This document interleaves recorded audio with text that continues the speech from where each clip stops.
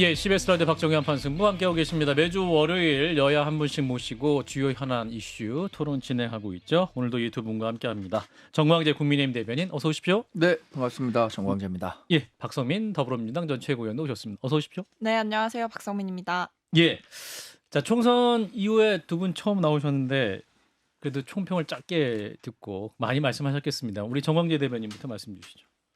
뼈아픈 성찰의 계기로 보고 있습니다. 지난 윤석열 정부 5월 9일이 이제 취임 2년을 맞게 되는데 지난 2년간의 우리 정부에 대한 평가가 어땠는지 또 정부의 성공에 협력해야 하는 집권 여당에 대한 평가가 어땠는지 이번 성적표로 드러났다고 보고요. 예, 아직 3년이 남았습니다. 후반전 어떻게 더 잘 뛸 수 있는지에 대한 가르침을 주는 국민의 사랑에 매였다고 생각합니다. 예, 자 박성민 전 최고는 두 문장으로 말씀드리자면 국민이 이겼다. 대통령은 정신 차려라. 이렇게 말씀드리겠습니다. 예, 끝났습니까? 네. 우리 서정 변호사님 서정 어떻게 변호사님. 된 겁니까? 우리 우리 국민의힘의 좀 선전을 많은 분들이 서 확신하셨었는데. 변호사님을 기다리고 계셨어요. 자, 그 서 변호사님의 총선 결과 어떻게 말씀하시는지 궁금하다 하면서 애청자분 기다리셨는데 한 말씀 해주세요. 예, 총선 총평. 예, 뭐 우리 박성민 최고위원이 예, 국민이 이겼다 정신 차리라. 예, 뭐 정신 차려야 되는 건 저희가 수용하고요. 다만 이제 너무 이제 의석수만 변명이 아니고요. 진짜 이제 의석수만 가지고 민심을 다 그대로 읽으면 이제 오도갈 수가 있어요. 저는 실제 국민의 뜻이 누굴 찍었느냐. 지금 민주당 찍은 분은 이제 50%고요. 예, 국민의힘은 45%입니다. 예, 5.4% 차이 난다. 이게 변명이 아니고 잘못하면 이게 민심을 완전히 압도적으로 뭐 7, 80% 국민이 다 민주당이다. 이렇게 오도가면 잘못된 대책이 나올 수 있거든요. 표의 등가성 문제가 그렇죠. 있다. 저는 이제 대통령이 50대 45 거기에 따라 반성하면 된다 이래 봅니다. 장 변호사님은 저는 정신승리라는 이야기가 좀 생각이 나요. 예. 왜냐하면 성적표 그대로 객관적으로 점검하셔야 될 겁니다. 이걸 우리가 사실은 진 것 같지만 전체 표집으로 볼 때는 진 게 아니다라고 이야기하는 순간 국민들이 어떤 회초리를 더 드실지 모르겠어요. 예, 지금이라도 국정운영의 방향, 아까 박성민 최고가 이야기한 것처럼 국민들이 정신 차리라고 명령을 내린 거 그 이상도 이하도 아닙니다. 네. 예, 뭐 이때 그 예, 당의 공식 입장이 그 뼈아픈 성찰의 계기로 삼고 있다라는 것으로 이해해 주시면 되겠습니다. 서 변호사님 말씀을 한번 말씀하신 것은 정정하세요. 당의 공식 입장은 아니고 그렇게 생각하시는 분들도 예, 있겠지만 저희들의 공식 입장은 우리가 뭘 잘못했는지를 돌아보고 윤석열 정부 남은 3년 성공을 위해서 어떻게 집권 여당으로서 더 협력하고 야당과의 관계도 더 잘 구축할 수 있을 것인가를 돌아보는 계기가 된 것은 분명합니다. 예. 또 선거 남아 있으니까요. 네. 지방선거도 있고 대선도 남아 있습니다. 자, 이제 대통령이 내일 이제 국무회의에서 총선 패배와 관련 입장을 밝힐 예정이라고 하죠. 이제 대국민 담화를 할 것이냐, 기자회견을 할 것이냐, 다양한 방안이 검토된 것으로 알려지고 있는데 결국 이제 국무회의라는 방식을 택했습니다. 이 부분은 서 변호사님부터 좀 말씀 주실까요? 왜 대통령께서 이 국무회의 직접 발언을 택하셨을지? 뭐 저도 이게 조금 이제 예상하고 달라요. 그런가요? 왜 그러냐면 이제 저는 기자들의 질문을 좀 받았으면 했거든요. 아하, 자유롭게. 소통은 이제 쌍방향이잖아요. 서로 질문하고 답변하고. 그래서 제가 아마 이제 저는 방송 대국민 담화는 좀 간단히 하시고 그렇죠. 질문을 많이 받으라. 아하. 근데 이번에 의료개혁 할 때는 51분간 혼자 말씀하시고 예. 질문을 안 받았잖아요. 그렇죠. 그래서 그걸 이제 제가 좀 지적하면서 이랬는데 어허. 갑자기 기자회견으로 국무회의. 갑자기 국무회의 모두 발언 바뀌어버리니 이거야 뭐 질문이 또 하기 어렵죠. 불가능하잖아요. 예. 이런 식으로 이제 너무 일방적인 쌍방향이 필요하다. 일방적인 소통보다는 그 점에서 조금 이게 저도 아쉬운 점이 있어요. 아하, 그렇군. 정광재 대변인. 그런데 저는 그 기자회견을 불과 한 3, 4일, 4, 5일 정도 상간을 두고 바로 기자회견까지 하기에는 조금 물리적 시간이 부족했을 수도 있겠다라는 생각이 들고요. 예. 또 하나는 5월 9일이면은 이제 대통령 취임 2년을 맞습니다. 이제 아하. 불과 보름 정도 후면은 더 좋은 그 소통의 계기가 마련될 수도 있을 거라고 생각합니다. 그때는 그러니까 기자회견 전 제가 지금 아직 뭐 예, 비권을 드릴 수 알겠습니다. 없겠지만 예, 예. 지금은 이제 국무회의에서 선거 결과와 관련해서 뭐 앞으로 민생을 더 잘 챙기겠다, 뭐 이번 선거에 대한 의미에 대한 설명이 있을 수 있고 예, 예. 그래도 집권 2년을 맞는 시점에는 쌍방향 소통을 통해서 예. 직접 뭐 국민과 소통하는 기회를 마련할 수 있지 않을까 내심 기대하고 있습니다. 이번엔 국무회의라는 형식이 됐지만 네. 아마 그때쯤 되면은 새 대통령실장도 선출이 될 그렇죠. 거고 예, 어떤 인사도 새 마무리가 총리도 있을 되고 테니까 네. 뭔가 준비를 할 수 있는 시간도 있을 것이다라는 그렇죠. 말씀인 것 같고요. 자, 박성민 전 최고는 어떻게 보죠?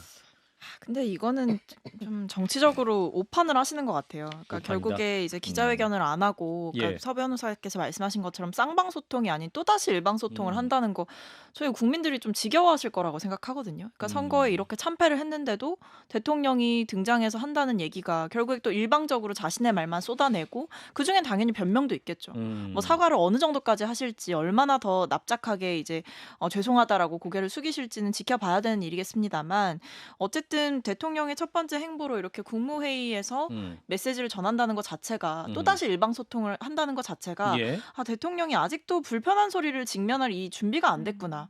그리고 국민들 앞에 정말 진정 어린 자신의 반성과 사죄의 태도를 보여줄 준비도 안 됐구나. 저는 뭐 기자회견을 안 하는 게 뭐 여러 가지 준비할 것도 있고 대통령 기자회견이라는 게 품이 많이 들어가는 일이다 보니까 그럴 수 있다라고 말씀해 주신 것에 뭐 내용적으로 머리로 이해를 못하는 건 아니에요. 이해가 돼요. 근데 문제는 지금 국민들이 대통령한테 원하는 건 사실 논리가 아니거든요. 태도의 문제예요. 바뀌는 태도를 보여달라라는 게 태도. 국민들의 메시지인데 예. 지금 솔직히 인선 나오는 것도 국무총리 비서실장 인선 나오는 것도 다 그나물의 그 밥이다 얘기 나오고 있고 그렇군요. 또 이번에 메시지 전하는 것도 기자회견 아니고 그냥 일방적으로 국무위원들 모아놓고 이거 메시지 전하는 거 그거 누가 보겠어요, 솔직히. 그러니까 그것만 봐도 사실 대통령한테 기대했던 바와 정반대로 가고 계신 것 같아서 좀 답답합니다. 예, 보기는 주의 깊게 볼 것 같긴 합니다. 네. 예. 근데 이제 지금 새롭게 대통령실 진용과 총리 진용을 꾸리기 위한 하마평이 많이 나오고 있는데요. 장 변호사님은 그 하마평 많이 보셨을 텐데 네. 그 주목해서 보신 게 있으시다면. 저는 유승민 총리설이 굉장히 눈에 뜨더라고요. 유승민 전 대표가 예. 총리설이 있습니까? 네, 그렇게 해야 된다라는 좀 당위론적 차원에서 거론되기도 하고요.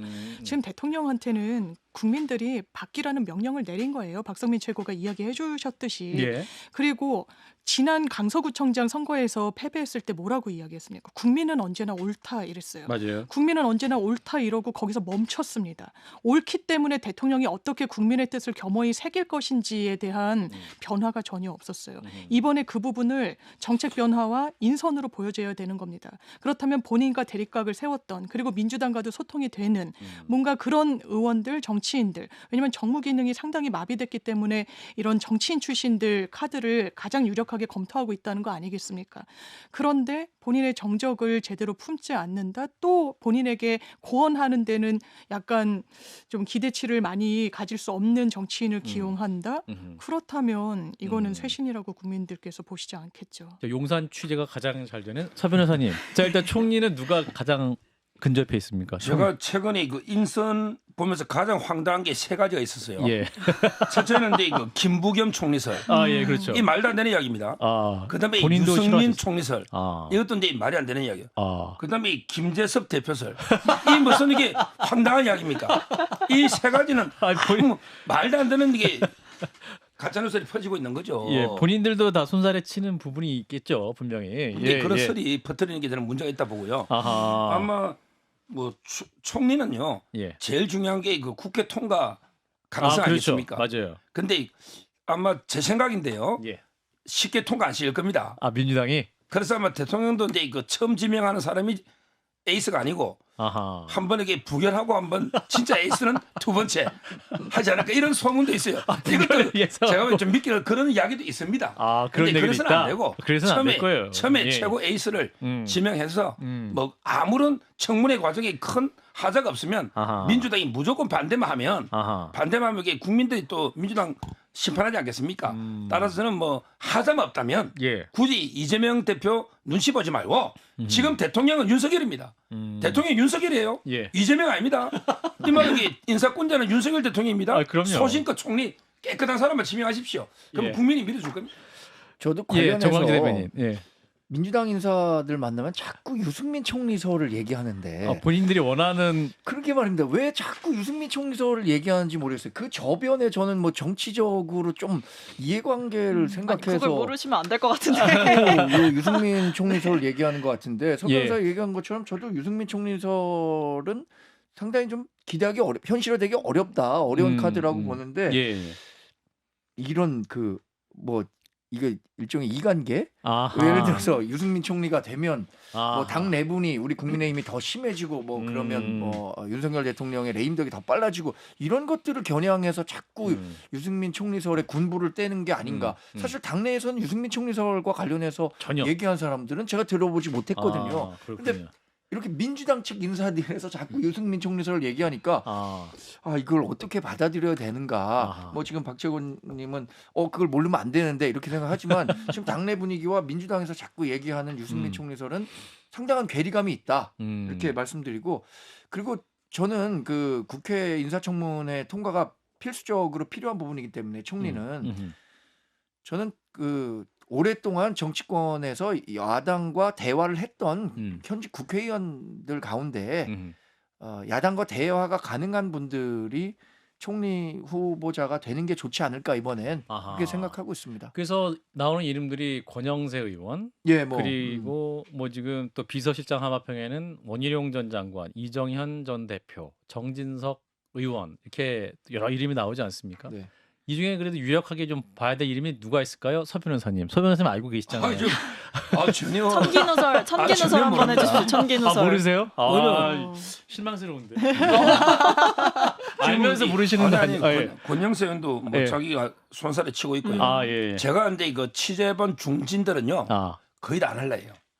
전부 이 국회 통과에 상당한 부담을 다 가지고 있습니다. 총리에. 예, 처음에 지명하면 한 번 정도는 이재명 대표나 힘을 과시한다 이거예요. 이게 부결되면 치명타거든요. 그래서 거의 아마 권영세 의원도 이제 그 주호영 의원도 오히려 손살을 칠 겁니다. 본인들이. 그래서 지금 의회 인물도 노릴 수 있겠다. 폭이 좀 넓게 검증을 하고 있는 것 같아요. 네. 그렇군요. 그렇게 생각하면은 우리 좋은 사람을 써야 되는데 지금 인사청문이라는 기준이 굉장히 너무 높아지고 이게 정쟁용으로 막 흐르는 경우가 많아갖고 정말 그 좋은 사람들도 쉽게 이런 요구가 왔을 때 그러면 내가 한번 공공선 위해서 공직에 한번 봉사하는 기회를 가져야겠다라고 그렇죠. 하는 분들이 그런 풀들이 계속 적어지는 것 같아갖고 그래서 뭐 장관도 안 나오고 청문회 때문에 안 맞습니다. 나간다 하고 그래서 또 미국식으로 예. 좀 이렇게 업무와 관련한 것만 공개하고 예. 그렇지 않은 부분은 비밀 이렇게 비공개로. 비공개로 진행되는 그런 정도의 이 여야 간의 합의를 정말 필요한 22대 것 국회에서는 같아요. 꼭 좀 해줬으면 좋겠어요. 그거는 보수든 진보 정부든 네. 다 마찬가지 아닙니까? 왜냐하면 맞습니다. 너무 청문회가 너무- 소모적으로 흐르니까요. 아주 지연 말단적인 것까지 하면서 막 논문의 한 구절 뭐 이를테면 그런 거잖아요. 그래서 표절했다. 낙마를 시키고. 그래서 이게 뭐 범법행위가 과거에 있었다거나 이런 부분은 또 어쨌든 인격권의 침해 소지가 있으니까 비공개로 하는 게 맞고 또 이게 업무와 직접적으로 연결이 안 된다면 예. 그 부분은 도덕성 검증 차원에서 별도로 하고 업무와 관련해서 정말 할 수 있는 이런 능력치를 검증하는 게 청문회여야 되는데 우리나라 청문회에서는 저는 그렇게 본 적이 거의 없는 것 같아요. 그러니까 의원님들이 본인들 약간 존재감을 드러내기 위한 그렇죠. 그런 예. 또 시간으로 쓰는 경우도 간혹 있기 때문에 자 뭐, 박성민 전 최고 어떻게 보십니까? 민주당이 총리의 경우는 힘과 실비에서 통과 안 시킬 수도 있다. 우리 서 변호사님이 또 전망도 하시는데. 근데 정말 괜찮은 분을 오히려 데려오면 뭐 민주당 입장에서도 반대할 명분이 없죠. 오히려 거기서는 민주당이 정말 괜찮은 사람인 게 국민들이 보셨을 때도 자명한데 무리하게 반대를 한다? 그럼 오히려 저희가 역풍 맞아요. 근데 제가 걱정되는 것은 지금 총리 이제 물망에 올랐다 또는 하마평이 돈다 이렇게 하시는 분들이 이건 도저히 국민의 눈높이에서 보더라도 대통령 호위무사 아니면 정권 실책을 상징하는 인물들로 채워질 가능성이 있으니까 예, 여기에 예. 대해서 저희가 이제 벌써부터 견제를 할 수밖에 없는 거고요. 그러니까 대통령이 기본적으로 정말 바뀌겠다라는 결심을 했다면 또다시 뭐 율사 출신의 뭐 본인과 가까운 또는 본인을 적극적으로 대변하고 변호해왔던 소위 말하는 대통령이 편하게 생각하는 사람들 말고 예. 대통령이 좀 불편해할 만한 인물들과 불편한 동거를 좀 하시는 게 맞다. 국민들은 그걸 원하시는 거고 예. 솔직히 이런 거죠. 유승민 전 의원을 계속 거론할 수밖에 없는 이유는 이분이 제가 굉장히 눈여겨봤던 게 지원 유세를 이제 혼자 다니셨잖아요. 예, 지역 친분에 네. 따라서. 네, 그렇죠. 예. 근데 다니셨을 때 거기서 정말 솔직하게 이제 정부에 대한 비판도 좀 하시더라고요. 아, 그래요. 그러니까 그런 모습을 보면서 음. 이분은 그래도 어쨌든 객관적으로 상황을 보고 있구나 이런 생각이 들고 음. 그렇기 때문에 유승민 전 의원의 등용을 해야 된다. 이건 뭐 저희가 유승민 의원을 좋아하고 친해서 이렇게 얘기하는 게 아니라 예, 예. 대통령의 변화의 상징은 결국 인사로 보여주는 거다. 인사가 메시지다. 그런 면에서 대통령에게 쓴소리할 수 있는 사람을 등용해라. 이 얘기를 적극적으로 드리는 거죠. 자, 또 하나 중요한 요거만 하나 짚고 넘어가면 좋을 텐데 이제 그 법률비서관실과 공직기강 비서관실을 관할하는 법률수석 신설을 검토한다. 요 얘기도 있습니다.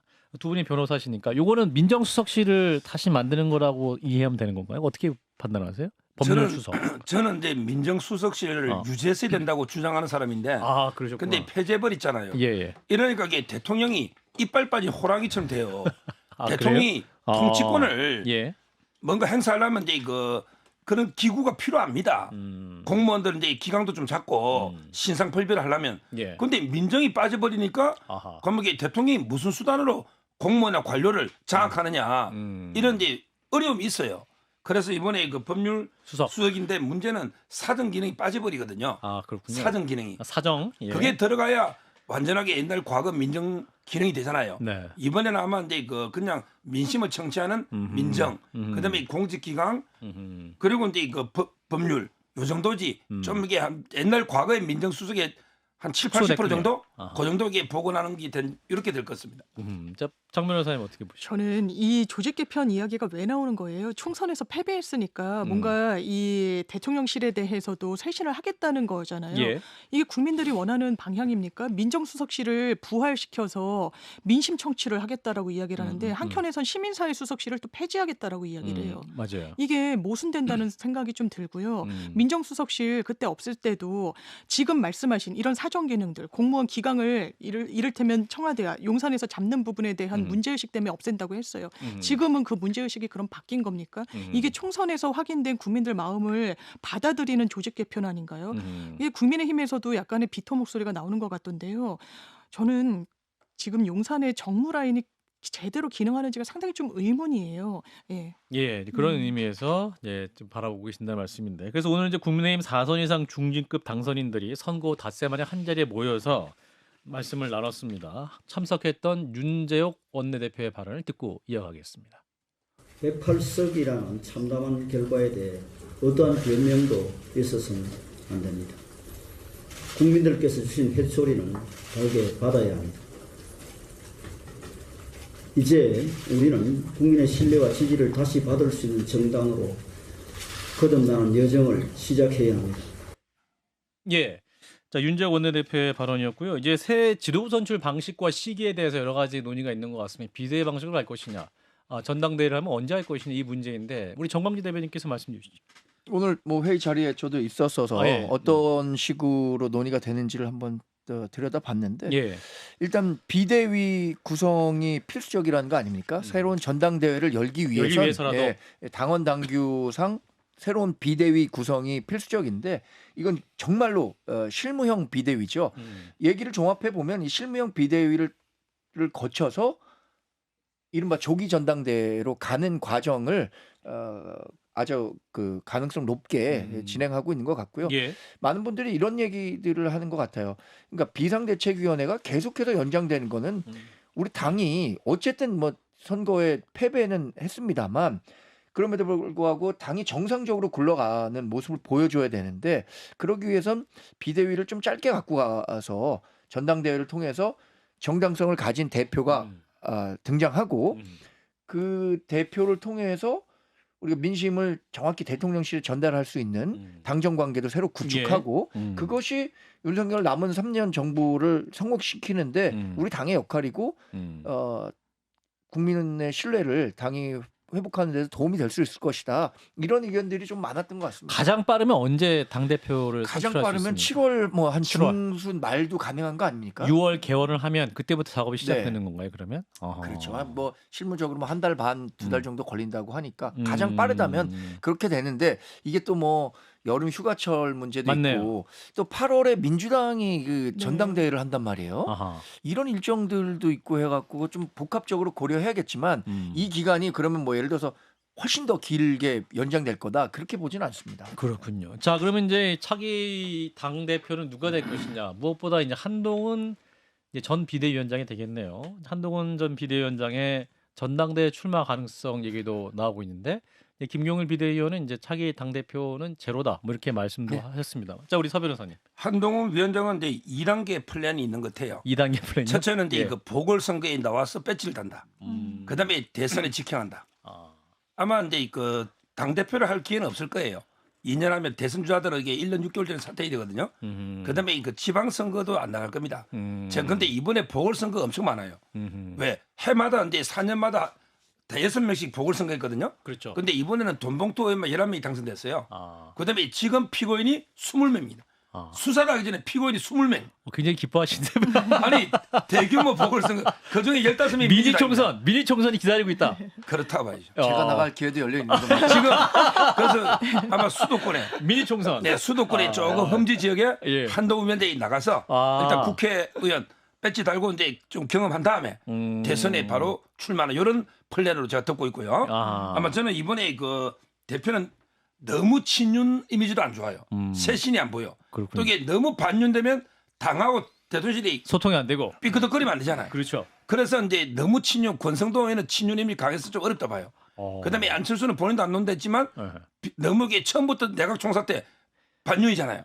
제가 보기에 저는 2명으로 압축된다 봐요. 2명으로. 자, 결국은 누굽니까? 이제 그 우리 이번에 낙동강을 사수한 아하. 유일하게 선당 후사로 옮겨서 유일하게 당선된 누구죠? 김태호. 김태호. 낙동강을 사수했잖아요. 아, 예. 선당 후사. 아하. 그다음에 약간은 비윤이지만 그렇게 척을 지는지 않은 나경원. 나경원. 하고 이제 김태호. 아하. 두 분이 저는 까마귀에 경쟁하지 않을까 이렇게 예상합니다. 둘 중에 누구 손을 들어주고 싶으세요? 두 분 비밀입니까? 다 저하고 제일 친한 형이고 저 중립입니다.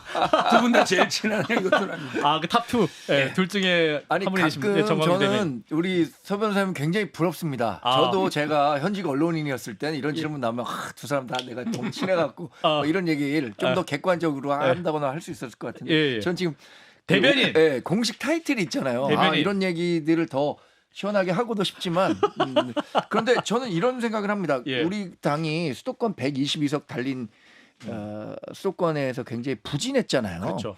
그리고 영남당으로 자꾸 저만 전락하고 있다라는 위기감이 있잖아요. 그렇죠. 이런 부분들도 고려해야 되는 거 아닌가요? 그러면 뭐 물론 김태호 의원도 굉장히 이번에 좋은 모습을 보였지만 뭐 윤상현 의원도 인천에서 맞네요. 어려운 데서 4선했고 예. 나경원 의원 같은 경우에도 동작을 동작에서 해서. 4선했고 하니까 후보들이 조금 더 넓어질 수도 있을 거라고 생각합니다. 근데 윤상현 의원은 대통령하고 너무 충돌해서 쉽지 않을 것 같아요. 필터가 있으신. 예, 서 필터링을 변호사님이 이렇게, 이렇게 필터를. 간별사가 되주셨는데. 자, 그러니까요. 국민의힘 당대표 레이스 어떻게 판단하세요? 박성민 전 최고부터 말씀 주시죠. 한동훈 비대위원장 절대 출마 안 할 것 같으세요? 저희는 안 할 것 같고요. 아, 그래요? 뭐 왜냐하면 이제 독이든 성배다 이렇게 생각할 것 같아요. 차기 당대표가. 네, 왜냐하면 뭐 이제 본인이 지금 이제 비대위원장 하면서 느낀 게 많겠죠. 그 시간 동안. 그러니까 이게 결국에 정말 이게 좀 냉소적으로 말하는 것 같아 저도 좀 조심스럽기는 한데 당 대표로 누가 선출되든지 간에 결국 대통령이 바뀌지 않으면 그리고 그 대통령과 바뀌지 않는 대통령과 정말 제대로 싸우지 않는다면 이게 국민의힘이 그 지지를 확장하기는 저는 어렵다고 보거든요. 확장되지 않는 채로 대선을 치른다? 이것도 굉장히 위험한 일일 거고 아마 그 안에서 보수의 딜레마가 있지 않을까 싶습니다. 여당이기 때문에 대통령을 무시하거나 너무 지나치게 싸울 수는 없고 그러나 이번에 무서운 민심의 회초리를 맞았고 그리고 대통령께서 정말 제대로 변하시지 않는다면 또다시 이번 총선처럼 거의 뭐 대통령께서 굉장히 여당을 힘들게 만드는 그런 일들이 좀 반복될 것 같아서 아마 보수의 딜레마가 있지 않을까 싶어요. 장 변호사님 짧게. 이번 전당대회에서는 뭐 아무 일도 하지 않으면 아무 일도 일어나지 않는다인가요? 뭐 이런 어떤 영향력 행사는 못 하겠죠 구도상. 대통령이 이제 전당대회 레이스에 관심을 갖지 않으시면 뭐 그럴 수도 있겠습니다만 그래서 관심을 가지시면 또 대통령이 또 변수인 것 같아요. 워낙에 입김 그리고 본인의 장악력으로 당을 좀 좀 쥐고 흔들려고 하셨던 부분들이 있었어서요. 예. 나경원 당선인 같은 경우에도 사실 그때 낙마했던 거 아닙니까? 본인의 의지가 꺾였었던 거잖아요. 예. 그런 부분을 봤는데 역설적이게도 그 당시에 주자들이 다시금 가장 유력한 당권 레이스의 주자들이 되고 있고 예. 그걸 대통령실에서 어떻게 받아들일지도 관전 포인트 중에 하나일 것 같고 실권이 사실 대통령실에 없다라고 하기에는 너무 집권 초반부이기도 하고요. 집권이 이제 3년 차에 불과하니까 예. 이게 대통령실의 의중도 사실 하나의 변수로 남아있다는 생각이 좀 듭니다. 예, 일단 시기적으로 한 7월 이후 정도 예상할 수 있을 것 같고요. 일단 네 분 모두 한동훈 전 비대위원장 출마 안 할 것 같다. 당대표로 이렇게 의견이 모아진 것 같습니다. 잠시만요.